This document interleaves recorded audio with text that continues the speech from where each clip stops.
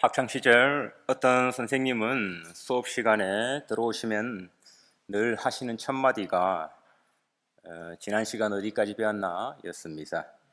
그럼 교실에서는 희한한 광경이 펼쳐졌어요. 한 학생이 손을 들고 말합니다.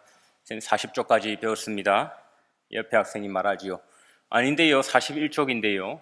그럼 선생님은 그럽니다. 그럼 41쪽 펴봐라 하면은 어떤 아이가 그것도 아니라고 합니다. 아니 선생님 아닌데 예, 39쪽 할 차례인데 선생님 짜증을 내시면서 반장을 찾으셨어요.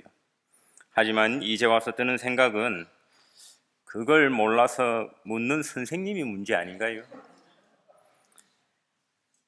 목사도 그렇게 하면 안 된다는 생각에 그런 질문을 삼가하겠습니다. 우리는 29절부터 볼 차례입니다. 제 두 번 설명 안 할게요. 피차 바쁜 세상에, 그죠? 여러분 그 정도 눈치는 있을 거라 생각해요. 북이스라엘. 예, 좋습니다. 남유다. 좋습니다. 아합, 여호사밧. 예. 뭐 눈치가 엄청 빠르네요. 설명이 필요 없습니다, 그죠? 이민 생활해서 정착 잘 하려면요, 눈치 뭐 3단, 4단 정도는 안 돼요. 한 8단, 9단 돼야 됩니다, 그죠? 예, 여러분들 그 정도 되시는 것 같아요. 저희 우리 2주 전에 열왕기상 22장 전반부 살펴봤죠. 지금의 시리아 땅입니다. 아람에게서 되찾지 못한 지역이 있었기 때문에 유다의 여호사밧 왕이 찾아왔을 때요, 이스라엘의 아합 왕은 언짢은 기색을 감추지 않았습니다. 이스라엘 혼자서는 감당할 수 없으니까 유다와 우리 함께 동맹을 맺고 아람을 치자 했지요. 그러자 여호사밧 왕은 그래도 하나님의 뜻은 한번 물어봐야 되지 않겠느냐라고 제안을 했습니다. 다른 모든 선지자들이지요, 400명의 선지자들은 하나님의 뜻이라고 하는 반면에 단 한 선지자, 그 이물라의 아들 미가야라는 자만요, 정반대의 소리를 했습니다. 바로 이스라엘 아합 왕이 전투에서 죽게 될 것이라는 예언이었지요. 바로 여기서 우리가 주목해야 할 점이 있었습니다. 이는 갈멜산에서요, 엘리야 선지자가 바알과 아세라 선지자 850명과 대결을 하던 장면과는 차이가 있다라는 것입니다. 우리 본문 조금 앞에 나오는 이야기지요. 열왕기상 18장에 나오는 내용입니다. 거기 나오는 그 아합 왕은요, 아내 아마 이세벨의 영향을 받아서인지 바알과 아세라 같은 이방신에게 투철한 모습을 보여요. 거기서 엘리야는 하나님이 참심임을 증명하고요, 이방 선지자 단 한 사람도 도망가지 못하게 모두 사로잡고 죽입니다. 이제 한 시간이 좀 지났지요. 18장, 19장, 20장 지나서 오늘 본문 22장에서는요, 아합은 또 하나님을 마치 자기가 잘 섬긴 왕처럼 나와서 이 하나님을 섬긴다는 400명의 선지자를요 불러놔요. 이는 18장에서 엘리야와 대결했던 바알의 선지자 450명이거나 아세라 선지자 400명일 수는 없습니다. 다 죽었잖아요, 그죠? 그리고 아합 왕은 엘리야와의 사건으로 인해서 하나님을 전적으로 믿게 된 건 아니지만 그래도 여러 신들 가운데 무시할 수 없는 무시무시한 신 정도로는 여겼던 것으로 보이죠. 거의 실제로 우리가 읽었던 이 22장에 나오는 400명의 선지자들은 모두 하나님의 선지자입니다. 적어도 최소한 자기들 스스로는 하나님의 선지자로 생각했던 자들이었습니다. 그러니 22장은 이 18장에 나오는 엘리야의 대결과는 달라요. 18장은 대놓고 이방 선지자와 하나님의 선지자, 즉 이방 선지자 850명과 하나님의 선지자 엘리야의 850대 1의 대결이었거든요. 그러니까 하나님과 바알과 아세라의 대결이었다고요. 그런데 오늘 본문이 있는 22장은 모두 하나님의 선지자예요. 그런데 그 속에서 지금 의견이 갈리는 거죠. 뭐 우리가 섬기는 신은 이랬다, 너희 신은 이렇구나, 이게 아니라 하나님은 이랬다라고 하고요, 다른 한쪽은 아니다, 하나님의 뜻은 저렇다라고 하는 겁니다. 400명의 선지자는 하나님이 아람 땅을 이스라엘의 손에 넘기셨다라고 예언을 하는 반면, 단 한 명 이물라의 아들 미가야 선지자는요, 패배를 예언합니다. 목사 400명과 대결하는 것이요, 뭐 제 생각에는 그 비신자 800명과 대결하는 것보다 더 어려울 것 같아요. 너무 많다 싶으면 여러분 권사님 2명하고 싸울래요? 무슬림 5명하고 싸울래요? 아니 뭐 사람마다 다를 수 있겠지만 권사님 2명이요 작심하면요, 어이구 그 얼마나 무서운지 모릅니다. 200m 뒤에서도 목사님 하고 부르는데 뭐 섬뜩해요. 내가 뭘 또 잘못했나? 돌아보게 만듭니다. 제 그 루터라는 영화를 봤는데요, 종교개혁 당시에 루터를 둘러싼 상황을 잘 묘사한, 좀 오래됐지만 그런 영화입니다. 당시 그 황제와 교황은요, 이교도인 오스만 투르크족의 위협을 핑계대면서 막대한 그 헌금을 거둬들여요. 이제 루터 같은 개혁파들을 막 압박하는 거죠. 제가 보기엔 그 영화의 재미난 점이요, 정작 영화에 나오는 참혹한 장면들은 이교도 투르크족과의 그런 위협이 아니라 교회 안에서 사실 서로 잡아 죽이려는 장면이에요. 참 잘 묘사했다 싶어요. 투르크족은 대사로만 나오지 실제 잔인한 장면은 교회 안에서 서로 싸우는 데서 나옵니다. 그 영화 속의 묘사와 마찬가지로 이 본문의 장면도 비슷해요. 다 같은 하나님의 선지자인데 의견이 달라요. 그들 모두 스스로 하나님의 영을 받았다는 확신이 있어요. 무슨 바알의 영이 아니라요, 아세라의 영이 아니라 하나님의 성령을 받았다는 확신이 있어요. 하지만 우리가 살펴보았듯이 하나님에게서 나온 영이라고 해서 다 같은 것 아니었지요. 22절과 23절에는 하나님께서 거짓말하는 영을 보내셨다라고 말했습니다. 한마디로 400명의 선지자들에게 하나님이 보낸 영은요, 하나님의 성령이 아니라 거짓말하는 영이었다라는 것이지요. 우리 여기서 너무 쉽게 생각하면 안 돼요. 그럼 하나님이 마귀를 이용해서, 즉 하나님은 악한 방식을 이용해서 자신의 뜻을 이루신다, 이런 말이 아니에요. 그렇게 이를요, 뭐로 가도 서울만 가면 되지, 아니면 개같이 벌어서 정성같이 쓴다라는 식으로 해석해서는 안 돼요. 하나님 완전히 선하신 분이세요. 절대 선입니다. 절대 선은요, 어떤 상황 속에서도 악을 도구로 사용할 수 없어요. 그렇게 되면 존재 모순이 되어버리는 거죠. 우리는 전능하신 하나님을 믿어요. 이 전능이요, 논리적 불가능을 포함하는 것 아니에요. 동그란 삼각형을 그려낼 수 없는 것은요, 전능하지 못해서가 아니라 그 자체가 논리 모순이거든요. 그래서 이를 신학적인 용어로는요, 허용이라는 단어로 표현해요. 오늘 본문에서도 마찬가지예요. 하나님께서 거짓말을 사용하신 것이 아니라요, 마귀를 이용하신 것이 아니라 그 악한 영을 허용하신 겁니다. 욥기에도 잘 나타나지요. 마귀가 욥을 괴롭힐 수 있는 일을 할 수 있게 허용하신 거예요. 실제로 욥을 괴롭힐 계획을 수립하고요, 실행하는 것은 마귀예요. 그러므로 하나님은 어떠한 경우에도 악의 원인, 악의 저자가 될 수가 없으세요. 제가 며칠 전에 다른 목사님과 만나서 대화를 나누던 중에요, 그 목사님 교통사고 당했던 이야기를 들었어요. 뭐 어떤 위험한 찻길이고 이런 곳이라 가지고 예상할 수 있었던 곳도 아니고요, 아주 안전한 곳에서 갑작스레 큰 사고를 당한 겁니다. 뭐 지금 걱정 안 해도 됩니다. 오래전에 그랬다는 겁니다. 새로울 것 없는 그런 이야기예요. 교통사고 이야기 들어보면 다들 그렇지 않아요? 누가 뭐 예상하고 오늘은 사고 날 것 같아, 그런 나는 사람이 어디 있어요? 다들 안전하다거나 하는 순간에 나는 겁니다. 그 이야기를 듣고 나면요, 왠지 마음은 불안하지요. 오늘따라 가족들이 또 올 시간이 됐는데 더 안 오는 것 같아요. 걱정이 됩니다. 저희 아이만 해도요, 친구들 중에는 벌써 면허도 따고 운전도 하고 이런 애들 있거든요. 그래 괜히 그날따라 제가 더 잔소리하게 되는 거죠. 친구가 운전하는 차 절대 타지 마라. 아빠 뭐 택시비 다 줄 테니까. 그래 또 그런 소리 해놓고 돌아보면 내 차 타는 게 더 위험하겠다 싶기도 해요.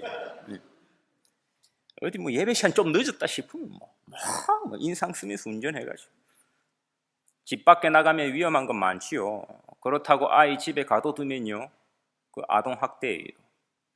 아이를 세상에 내보내는 부모는요, 아이에게 나쁜 일이 생길 가능성도 허용하는 것이에요. 그 일이 생겼으면 좋겠다라고 바라는 것이 아니라 아이의 더 큰 행복과 번영을 위해서 허용하는 거예요. 집 밖을 나서는 순간 우리 아이라도요, 차별당할 수 있고요, 놀림받을 수 있고요, 예기치 못한 사고 당할 수 있어요. 예전에 우리나라 참 아픈 그 세월호 참사 났을 때요, 가슴 아파하며 지켜보던 수많은 학부모들이 했던 말들 기억합니다. 우리 애는 수학여행 안 보낸다. 우리 애는 수학여행 안 보낸다. 그래도 지금 수학여행 잘 보내요. 배도 타고 비행기도 타고요, 기차도 타고 자동차도 타고 갑니다. 여러분 영국이라서 100% 안전해요? 아니요. 아이들의 성장과 행복과 번영을 위한 부모의 허용이에요. 여전히 작은 사고는요, 자주자주 있어요. 그러나 그런 사고가 났을 때 그 누구도 수학여행을 보내준 부모 탓하지 않아요. 오히려 그런 일에 대한 염려로 아이를 집 바깥에도 한 발짝 못 나가게 하는 부모를요, 나쁜 부모라 생각해요. 하나님 우리의 선한 아버지세요. 어느 정도로 선하시냐니까요, 악이 이 세상에 틈타기도 전에 자신을 거부할 수 있는 가능성까지 허용해 주세요. 동상 가운데 그 상징인 선악과를 세워두세요. 죄는요, 사람이 지었어요. 그렇기에 죄에 대한 심판은 사람을 향하지 하나님을 향하지 않아요.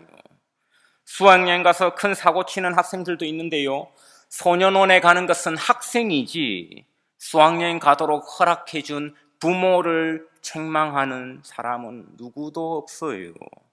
부모는 법적 책임에서 자유로워요. 다만 소년원에 가는 자녀보다 더 가슴 아파해요. 우리 하나님 마찬가지세요. 우리가 이 세상을 자유롭게 살아갈 수 있도록 허용하셨지만 우리가 잘못될 때는 당사자인 우리보다 더 아파하세요. 그러니 나중에는요, 자신이 대신 죽으십니다. 이처럼 하나님은 거짓말하는 영이 활동할 수 있게 허용하셨지만 성도들이 그 영에 걸려 넘어질 때는 가슴 아파하십니다. 우리는 이 점을 잘 이해해야 해요. 하나님을 믿는 선지자들 사이에 그런 영을 허용하신 하나님은요, 교회 안에서도 그런 영의 활동을 허용하세요. 부추기시는 게 아니라 허용하신다는 겁니다. 그걸 내버려 두신다는 거예요. 그렇게 우리가 듣기 싫어하는 뉴스들 있잖아요. 야, 어떻게 저 세상 사람 보기 부끄럽게 교회에서 저런 일이 일어나지? 어떻게 목사라는 사람이, 교회 집사라는 사람이 저런 일을 할 수가 있지? 그런 뉴스가 나올 때마다 얼굴이 화끈거리잖아요. 그걸 당연히 여겨야 된다라는 건 아니에요. 하지만 그렇다고 딱히 놀랄 일도 아니라는 거예요. 오늘날 교회를 어지럽히고 우리 신앙생활 힘들게 하는 점은 어떤 거예요? 여러분 옆집에 사는 무슬림이 여러분의 신앙을 그렇게까지 방해합니까? 아니면 무신론자들이 우리의 믿음을 그렇게 회방해요? 힌두교들이 거슬려요? 제 개인적인 견해로는요, 보통 성도님들 힘들어 하던 거는 다른 성도들 때문이던데요. 저는 무신론자 때문에 힘들어하거나 무슬림 때문에 힘들어하는 교인들, 그런 교인들보다요, 목사 때문에, 집사 때문에, 장로, 권사 때문에 힘들어하는 교인들 훨씬 많이 봤어요. 보통 상담하면 그것 때문이더라고요. 상담을 했는데 옆에 무슬림이 너무 전도를 해도 나를 핍박하고 그런 상담 저는 사실 개인적으로 한 번도 해본 적 없어요. 이 집사 싫다 이거예요. 저 집사 꼴보기 싫은데 내가 지금 3개월부터다. 저 사람 나갈 줄 알았는데 안 나간다. 그럼 내가 교회 나가야 돼. 이런 겁니다. 주제는 보통. 누구든 그럴 수 있어요. 실제로 누구든 그래요. 한 번은 이 집사님이 그럴 수 있고 이번에는 옳은 소리 했던 저 집사님이요. 다음에는 틀릴 수 있어요. 목사, 장로도 마찬가지예요. 그러므로 교회 안에서 하나님에 대한 뜻이 다를 때는요. 야, 그럼 우리 한번 가려내보자. 오늘 이 본문 22장에 나오듯이 누가 거짓말하는 영이고 누가 성령 충만한 자인지 이 자세가 아니라요. 하나님의 뜻이 무엇인지에 초점을 두어야 합니다. 그렇지 않고 우리 공동체의 목표 이것만 생각하게 되면요. 이거 싸그리 다 넘어지는 거예요. 오늘처럼 400명이면 400명이 됐든 아니면 뭐 몇천 명 되든 그 대형 교회가 됐건요. 다 넘어지는 겁니다. 길랏 라못을 차지해야 한다는 것은요. 아합의 목표이고요. 이스라엘의 목표인 것이지 하나님의 뜻이 아니거든요. 거기서 다 꼬여버린 겁니다. 여러분 사실 내가 세운 목표와 내가 세운 내 안에 있는 탐욕을 구분하는 거 그 상당히 어려운 일이에요. 보통은 아주 복합적으로 얽히설켜 있어요. 선한 목표 세워놓고요. 거기 내 탐욕이 얽히설켜 있다고요. 우리에게도 사실 저마다의 길랏 라못이 있지 않습니까? 하나님의 뜻과 상관없이 내가 세운 목표가 있을 수 있어요. 교인 1000명, 임원 승진, 명문대 진학, 부동산 구입, 내가 전력을 다해 이루고 싶은 목표, 성취하고 싶은 선한 목표, 길랏 라못. 죄다 거기서 넘어져요. 그러니 자꾸만 사람 가지고 편가르려고 하는 것은 문제 해결이 아니라니까요. 열왕기상 18장에서야 사람 가지고 편가르는 것이 쉽죠. 애초부터 바알과 아세라는 저쪽에 서고 하나님 이쪽에 서면 되잖아요. 하지만 오늘 본문의 22장은 그렇지 않잖아요. 사람을 보면 다 하나님을 믿는다고 자부하는 자들이 모였다고요. 핵심은 누가 참된 선지자고 누가 거짓 선지자냐 이걸 구분해보자는 것이 아니라요. 하나님의 뜻이 무엇이냐라는 겁니다. 하나님의 뜻은 길랏 라못이 아니라고요. 그거는 너희가 세운 목표지. 미가야의 뺨을 치면요. 그 시드기야 선지자가 하려고 했던 일 사실 그 무엇입니까? 자기 자신을 증명하고 싶었던 거예요. 내가 받은 영이 성령이다. 내가 성령을 받았는데 네가 감히? 이거 아닙니까? 사실 자기를 증명하는 것 말고 하나님의 뜻에는 관심이 없어요. 누가 성령을 받았고 누가 성령이 아닌 말을 하는 거지 거기에만 관심이 있는 거예요. 반면에 미가야 선지자는 그렇지 않지요. 내가 성령을 받았다 이런 일을 증명하려는 데 관심이 없어요. 오직 하나님의 뜻을 전하고자 합니다. 그런 의미에서 교회 안에서는 사실 조금 앞에 있는 본문 18장에 나오는 갈등이 아니라 오늘 우리가 읽은 22장의 갈등을 자주 다루어야 할 필요가 있겠지요. 물론 장면이야 18장에 나오는 그 엘리야의 대결이 훨씬 스펙터클하고 재미도 있지요. 그런데 사실 우리가 교회 안에서 실제로 마주하는 현실은요. 오늘 본문에 있는 22장이 훨씬 더 가까워요. 다 예수 믿으니까 아니 적어도 그렇게 생각하고 또 그런 마음이 있으니까 여기에 모였잖아요. 그런데 또 죄다 다른 소리 할 때 많으니까 갈등도 끊임없지 않아요? 나도 성령 받았다 생각하고 저분도 그렇다 생각하는데 하는 말은 다르고 하나님의 뜻이 아니라요. 사실 저마다의 목표, 저마다의 탐욕, 각자의 길랏 라못들이 얽히고 설켜서 그런 갈등이 나타날 때가 많이 있습니다. 그리고 오늘 우리가 읽은 본문으로 이어지지요. 아합 왕의 죽음이 나타나는 장면입니다. 아합에게는 그의 아내 이세벨 못지않게 교활한 모습이 있었습니다. 30절을 보니까요. 같이 동맹을 맺고 출전한 유다의 여호사밧 왕에게는 왕복을 걸치고 나가라 하는 반면요. 나는 군인처럼 변장을 하고 가겠다라고 제안을 합니다. 요즘이야 전쟁터에서 사령관들은 벙커에서 지휘를 하지만요. 당시의 전쟁은 왕이 왕복을 입고 전장의 중심에서 지휘를 했습니다. 그러니 아합 왕은 꾀를 부린 셈이죠. 나름 괜찮은 전략으로 보여요. 그죠? 누구에게나 목숨은 소중한 것이고 아무리 왕인들 그 두렵지 않을 수 없잖아요. 이어지는 31절에는 적군인 아람 왕의 동태가 나옵니다. 아람 왕이요 32명의 장군들에게 명령합니다. 작은 자나 큰 자와 싸우지 말라고 하지요. 한마디로 일반 병사들, 작은 자, 큰 자 하면요 장군들입니다. 그러니까 너희는 나가서 32명만 따로 모은 거죠. 32명만 따로 모아서 너희들은 가서 싸우는데 일반 병사나 장군들 상대하지 말라는 거예요. 오직 한 명만 패라. 이건 영화 대사고, 그죠? 오직 이스라엘 왕만 잡으라 합니다. 특공대를 조직해서 보내는 셈입니다. 그죠? 32절에서 32명의 특공대는요 곧 왕복을 입은 자를 발견합니다. 여러분, 지금 왕복을 입은 자가 누구예요? 이스라엘 왕이 아니에요. 그죠? 예, 여호사밧이 유다의 왕이에요. 죽게 된 여호사밧은 그 체면이고 이런 게 어디 있어요? 고래고래 소리칩니다. 나 아니라고.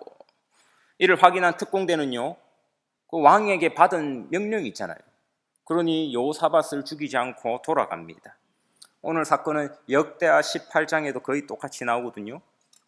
약간의 차이가 있는데 역대하 18장 31절에서는요 여호와께서 그를 도우시며 하나님이 그들을 감동시키사 그를 떠나가게 하신지라고 말씀합니다.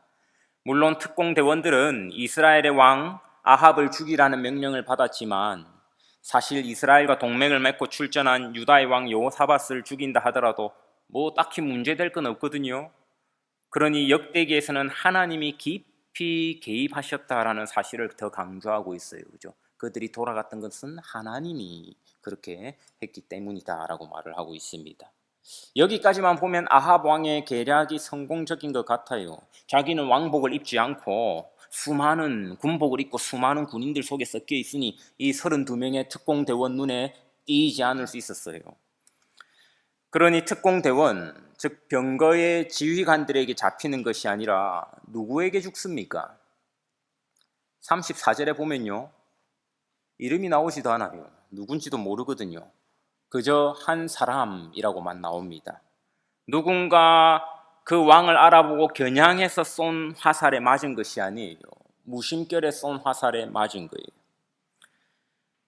실제로 한 사람을 죽이는데 필요한 활이나 총이 총알의 개수가 얼마 정도면 될까요? 한 발이면 충분하지 않겠어요? 이는 물론 저격수에게 해당되는 말일 겁니다.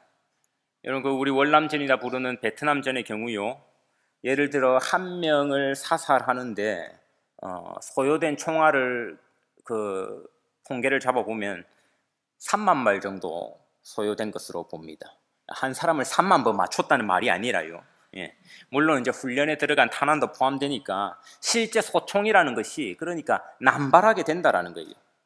보통 여러분 1차 세계대전 참호전 때도요, 여러분 영화 같은 것도 많이 보셔서 알겠지만요, 총은 저격용이라기보다는 엄호용으로 난사됐어요. 다 병사들이 겁나니까 참호전 할 때 어떻게 합니까? 몸은 다 밑에 지하에 들어가고 손만 내갖고 두두두두두 갈기고 있지 않습니까? 총알은 그냥 공중만 이렇게만 날아가는 거죠. 월남전에 그러니까 한 명당 소모된 한 사람 사망자단 3만 발이었다. 활도 마찬가지지요. 영화에서 보듯이 한 발에 한 사람 겨냥해서 쏘기보다는요, 화살비 내리듯이 계속해서 쏘기 바쁜 무기였습니다. 삼국지에 보면요, 제갈량이 적벽에서 그런 식으로 활을 거둬들이지 않습니다. 아합에게 정통으로 맞은 것이 아니라 갑옷 솔기에 맞았다 그래요. 우연의 우연을 거듭하는 장면을 보여줍니다. 누가 쏜지도 모를 화살이 나왔어요.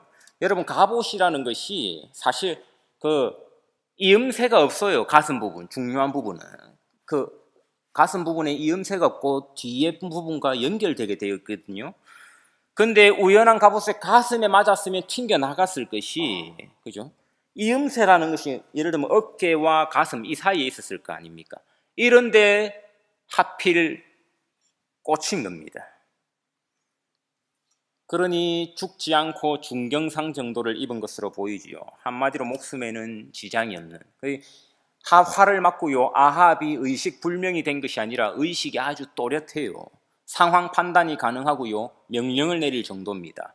아합 왕은 비록 부상을 당했지만 전장을 빠져나가 치료를 받으면 회복할 수 있을 거라 생각해요. 그런데 하필 또 35절에 어떤 일이 일어납니까? 그날 전투가 너무 심해가지고 이 교통체증 걸렸듯이 앞뒤가 꽉 막혀가지고 병거가 빠져나가지를 못하고 고립되는 겁니다. 우리도 갓길 없는 고속도로 같은데요, 사방이 꽉 막혀버리면 앰뷸런스도 답이 없는 경우가 있거든요. 앰뷸런스도 거의 같이 갇혀 있어요. 갓길이 없고 뭐 꽉 막혀 있으니까 조금씩 비키려고 애쓴다 해도요, 답답하게 기어갈 뿐입니다.